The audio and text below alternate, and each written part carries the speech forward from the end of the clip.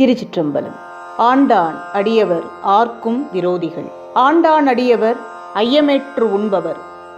ஆண்டான் அடியாரை வேண்டாது பேசினார் தாம் விழுவது தாழ்வா நரகமே. உலகம் யாவையும் படைத்து காத்து ஆட்கொண்டருளும் பற்றற்ற பரம்பொருளுக்கே அடியவரானோர் இரையச்சம் இல்லாதவர்களுக்கும் ஆசைக்கு ஆட்பட்டவர்களுக்கும் விரோதிகளாகவே தெரியும். ஆண்டான் அடியவர் ஐயமேற்று உண்பவர். ஆண்டான் அடியாரை வேண்டாது பேசினார் தாம் விழுவது தாழ்வா நரகமே.